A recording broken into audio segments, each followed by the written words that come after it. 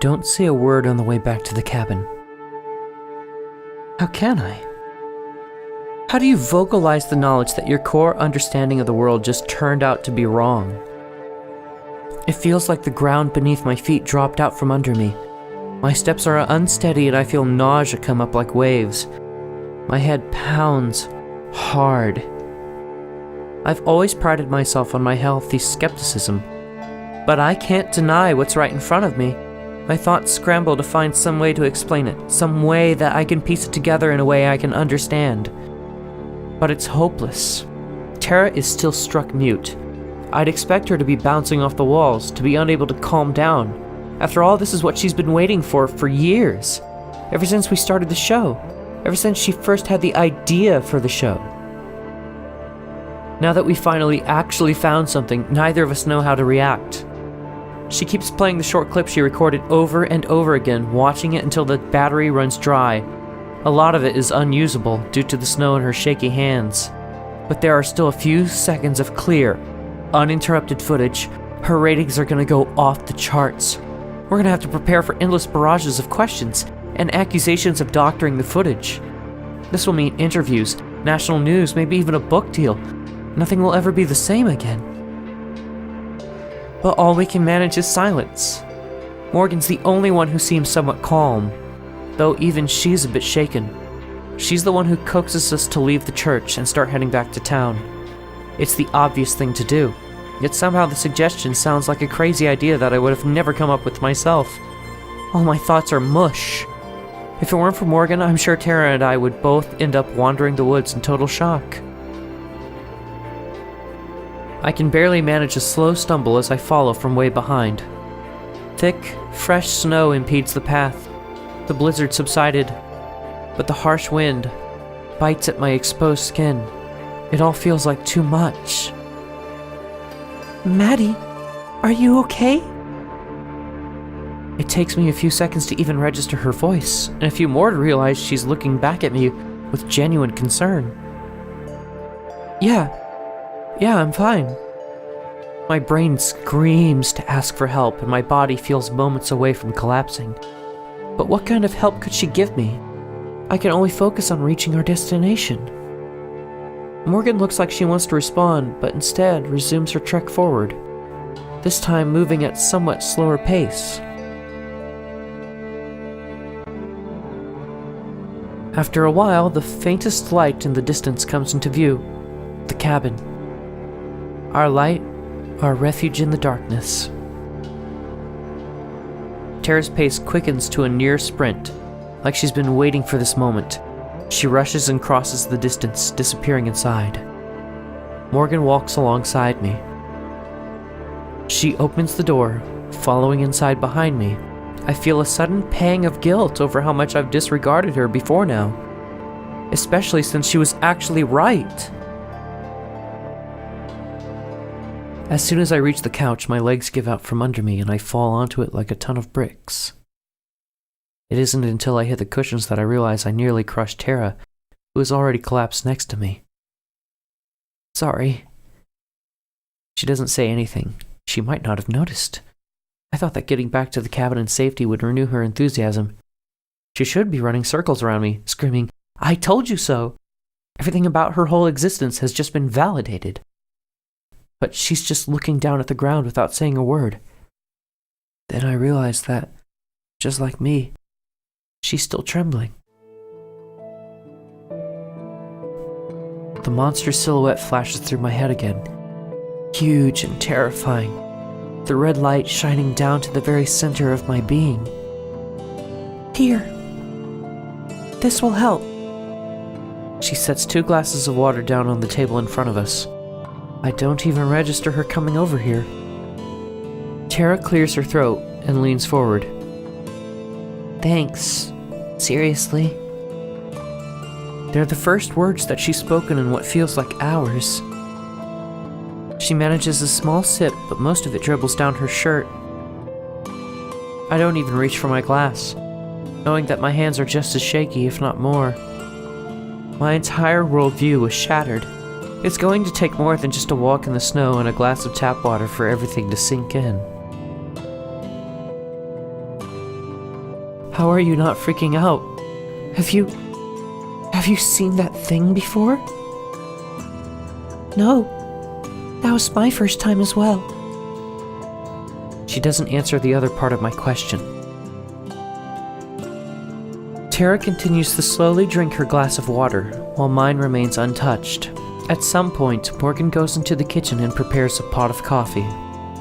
I can hear her rummage around in the fridge and smell the coffee as it brews, but neither register beyond a cursory awareness. What does get my attention is when she sets 2 steaming mugs down in front of us, hot coffee sloshing over and onto her hands. Drink this. It'll help. I do as I'm told, lapping at the brew since it's too hot to sip. Tara does the same. Morgan sits beside her on the couch, draining her own mug much faster than we do as she gazes out the window. By the time I'm about halfway through my own, I do feel a bit better.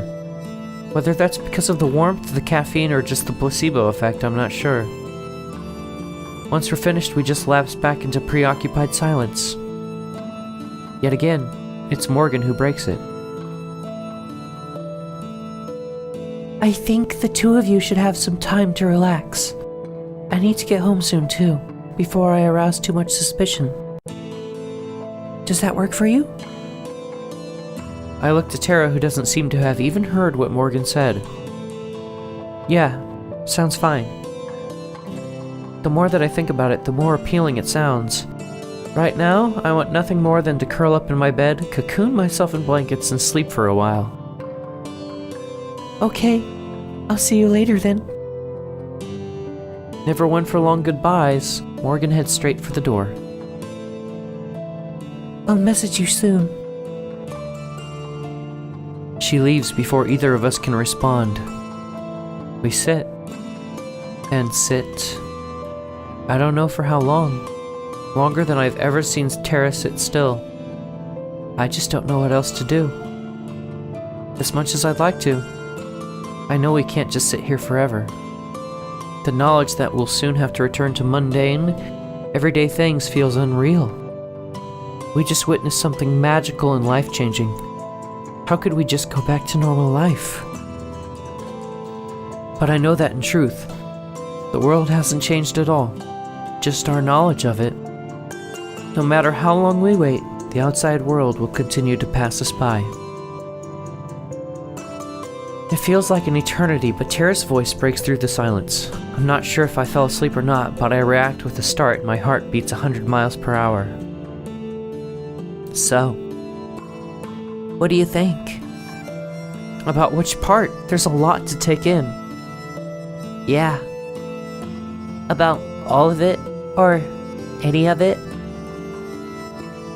While she sits, she idly pulls on a loose thread from a blanket close by. She pulls and pulls, and it unravels even further. I don't think she notices she's doing it. I think the main thing is that I wonder what else is out there now. Not just in the forest, but in the whole world. Are there more of those things? Or is it the only one of its kind? And how did no one ever see it before? There's just so much that I don't know how or what to feel. What about you? Again, she shrugs. The same, pretty much. There's no way you're not gonna get that BooTube award now. It's a surefire joke. It should be an easy smile, but she doesn't react at all.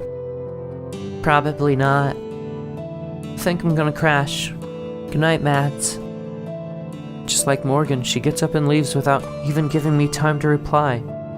There's barely 5 seconds between her saying it and her bedroom door slamming shut behind her. It's not at all the kind of response I'd expect from Tara, but these are far from normal circumstances. All that I can do now is wait, for her or for Morgan. Wait and wonder.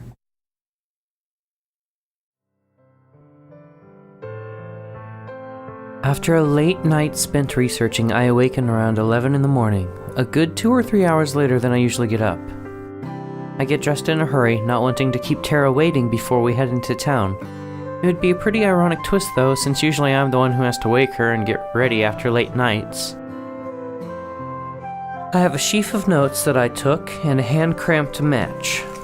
I'm not sure how useful all of it will be, but it's at least a starting point. Tara's good at seeing the hidden connections and putting pieces together too. It makes for entertaining videos, even without results.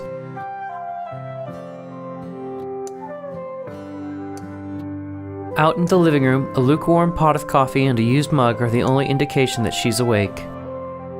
Hey, I'm up now. Slept in a little. I'll be ready to go in a sec. I call out from the kitchen, preparing my own cup of coffee. She doesn't respond. I wonder if she can't hear me with the door closed. I go and knock on the door, being careful not to spill any coffee on myself. No response. I knock again, louder. Most likely she has her headphones in. That or she fell back asleep. You ready? I'm good to go. I have a bunch of notes and research too. Maybe we could go over some of it with Morgan? Silence. She's not that heavy of a sleeper. I knock again, even harder, but she still doesn't answer. I jiggle the doorknob a little bit. It turns easy. I open the door slowly, giving her ample time to yell and interrupt me. But she doesn't. Her room is empty. She left without me. I let go of my carefully arranged papers, suddenly not really caring that much about them as they flutter to the floor. My hand shakes, hard enough for coffee to spill out of the mug and staining the pages below. So that's how it is, whatever it is. I swallow the lump in my throat, forcing myself not to overreact. Maybe she tried to wake me up and slept through it. Maybe she tried to wake me up and I slept through it. Or maybe she just went out for a walk and will be back soon, so that we can go into town. There are 100 different benign scenarios for what could have happened, but in my heart I know she ditched me, plain and simple. I go to the sink and dump out the coffee, my appetite suddenly gone. Then I pick up the papers that I dropped. Few are ruined beyond legibility from the coffee, but it's not like anyone will miss them. I throw them in the trash along with the sodden paper towels that I used to clean up the spill. I gather the rest of the papers onto a pile and leave them on the kitchen counter. Throwing them away feels like a waste, but I don't really want to look at them right now.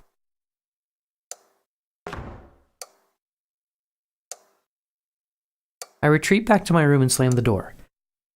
Even though there's no one around to hear it, I put on a film at random, for background noise more than anything. My thoughts start to wander before the opening credits are even finished. What exactly was it that I did that upset Tara so much? Before Morgan took us to the church, things were fine between us, if not a bit tense. But I was working on my attitude, and she didn't seem bothered. And since seeing the monster, both of us have said so little. So I'm just left wondering what I did wrong. I wish that she would talk to me, and at least help me understand. I'm about 15 minutes into the film before I realize that I have the French audio track playing without subtitles, and that I haven't understood a word of it. I close my laptop and stare blankly at the wall, since that's the only thing I can do and not mess up right now. It isn't long before I can hear the crunching of 2 pairs of footsteps outside, as well as the low murmur of conversation. The front door bursts open, and from my room I can hear the din of Tara entering.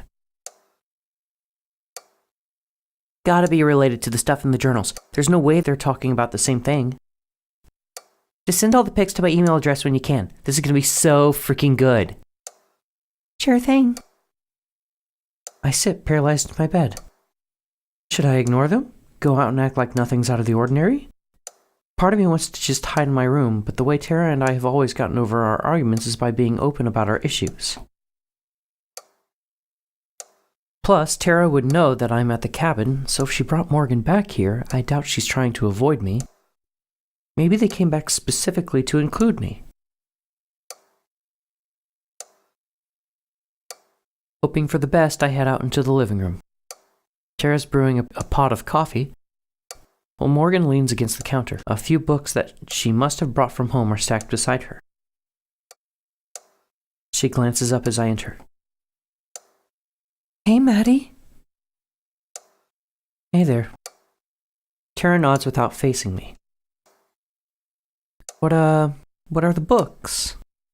I nod at the stack. Tara sets 2 cups of coffee in front of her and Morgan and slides the book towards herself. They're the journal she mentioned on the walk to the church. She was letting me take a look at them. She puts emphasis on the word me, like she's the only one who's allowed to. Maybe that's the case. This isn't off to a great start. I see you've picked up a coffee habit too, huh? Morgan's really rubbing off on you. Yeah. She turns to face Morgan, being sure to exclude me from what she says. Okay, we can chill in my room. Might want to grab one of the spare chairs from out here. Oh, okay. It's a small consolation, but I can tell that even Morgan feels uncomfortable with the situation. She gives me a sympathetic look, but doesn't say anything. Just why is Tara acting like this? If she would just tell me, we could work it out. I stick out an arm, halting Morgan as she carries the chair across the cabin. Tara, can I talk to you for a second? The 2 of them exchange a look, but I can't tell what it's supposed to mean. And she shrugs. I gesture towards my room and she follows me in. I shut the door. Can you please, tell me why you're mad at me? I'm not mad at you. I scoff. Whatever you want to call it, why are you treating me like this? Like what? I can already feel myself starting to get angry, but I try to keep it under control. Please don't play dumb like that. You barely talked to me for 3 days, you ditched me this morning, and now you're going out of your way to exclude me? I don't know how to interpret that as anything other than mad. I have no idea what I said or did to piss you off, so I don't even know what to apologize for. Tara runs a hand through her hair and looks around my room. It's the first time she's been in here since we arrived in Eysenfeld. It's more or less a carbon copy of her, so I don't know what's so interesting about it. I'm not mad, I'm just not wasting your time with this stuff anymore. I can take it from here. I'm not quite sure I heard her right. Sorry, what? I said I can take it from here.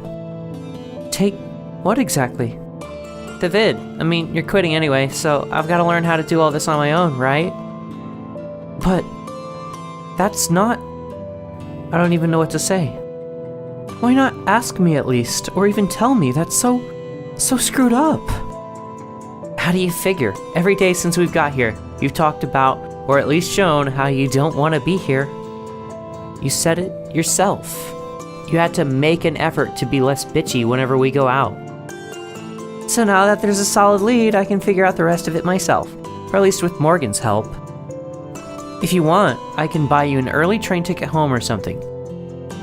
Next one should be coming through in a day or 2. You don't have to keep pretending to care. The whole time, her tone never changes. It's flat and emotionless. I wonder if that's another result of Morgan's influence. I wait, expecting there to be more. Hoping that there's more. There isn't. I stand there dumbfounded. Tara shrugs again and then leaves, closing my bedroom door behind her. Okay, sorry about that. Let's get those journals. I can still hear her talking to Morgan through the wall, bright and chipper. My legs feel weak all of a sudden, and I collapse onto my bed. Through everything, my own misgivings and concerns about my future, choosing to quit the show and telling Tara about it, and even witnessing the monster at the church, I've managed to keep my composure. But for the first time in I don't know how long, I can't stop it any longer. I cry. All of this feels so unfair. Of course I didn't want to be here. It's been a waste of time. Every single other time. I get it. I was the skeptic, the non-believer, only humoring her and all her exploits and playing as her foil.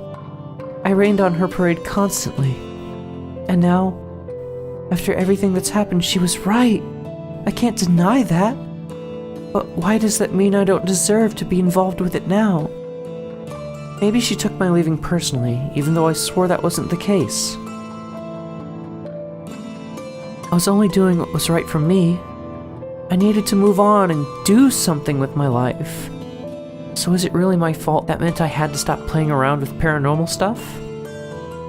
After these past couple days, I was even starting to reconsider that. Maybe staying on the show wouldn't be so bad. Once the episode goes live, everything will be changing. But now I don't feel like that's an option. Like she'd even want me there anymore. I feel like everything in my life has changed in just a few short days. Like I'm lost at sea without anything to hold on to. My best friend in the whole world is the epicenter of it all, and I'm thousands of miles from home. Through the walls I can faintly hear the sound of Morgan and Tara discussing whatever it is. Not nearly loud enough for me to make out any words, but enough to be reminded of my exclusion. I wonder if Tara knows how upset I am, or if she expected me to be grateful. Neither would surprise me.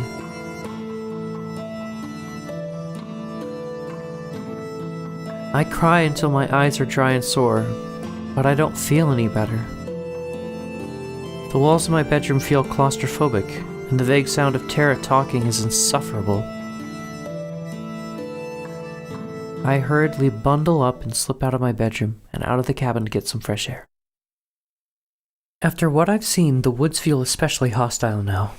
I wonder what else could be lurking in the shadows or farther amongst the trees. Countless possibilities that I'd never considered are suddenly plausible. But for once, I don't hesitate. I just walk, my feet automatically stepping over roots and other forest debris. Underfoot, the snow is slushy and messy. My head feels the same way. My heart hurts. Everything hurts. My nose burns from crying, the cold only exacerbating the effect.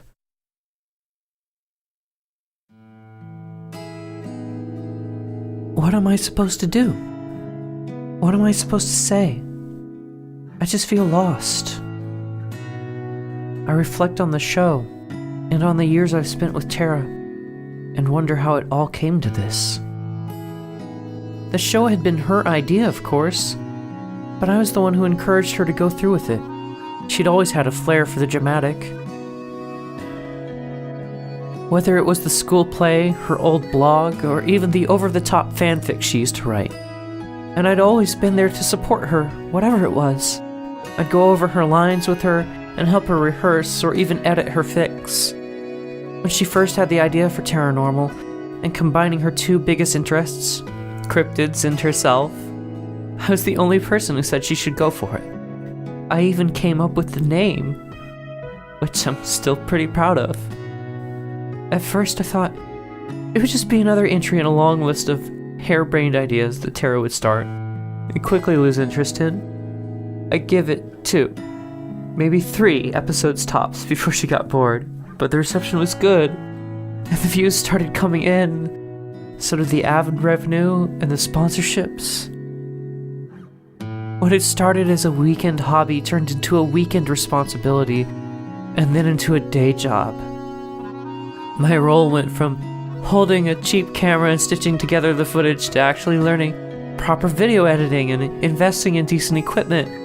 It seemed only natural that I'd be the one to handle all the invites, fan mail, inquiries, and more. The professional side of things. I put my life on hold for the show, quit college halfway through my film studies degree, and moved out of my cheap student housing. I gave up my barista job and the store manager promotion I'd been hoping for. I dropped everything in order to help Tara make the best show possible. Sure, it wasn't like I had it rough. Tara's always split the royalties with me and pays for the expenses herself. The two of us have done pretty well for ourselves. Better than we had any right to expect. But at the end of the day, it was still always about Tara. Her name in the title, her name on the contracts, her name in the fan mail, Tara. And when it's all over, when the final episode someday goes up and she moves on, she'll be able to take the name with her everywhere. That success, that popularity. And all I'll have is the memory The more I dwell on it, the more unfair Tara's behavior seems. I can feel anger overcoming my sadness. How could you say I'm only pretending to care? I gave up years of my life for her and dedicated them to make her look good. Without me, she'd have never been able to balance running the business side of the show while actually making it. Hell, she's not even close to being tech-savvy enough to do what I do. Part of me wants to spin around right now and go back to the cabin and demand an apology. But I know how that would go. She'd just get defensive. And even if she did say she's sorry, she wouldn't mean it. It wouldn't actually fix anything. We'd just be back to where we started when we first got to Eysenfeld. Awkward and tense. There isn't really a good solution that I can think of, but I have to do or say something. I can't just leave things as they are. Her offer for an early trip home lingers in my mind. I'm sure she'd make good on that promise. It sounds pretty tempting, too. In less than 3 days, I could be comfortable, warm and back in my own bed. I'd never have to think about Morgan or Eysenfeld or forest spirits or weird churches or floating lights again. I could just move on with my life the same way I've been planning to once I get home anyway. As I think that, though, I know it's not really an option. I'd never be able to live with myself if I let it all go unresolved. 2 piercing red eyes shine in my memory, and I know that there's no way I'd be able to forget about them.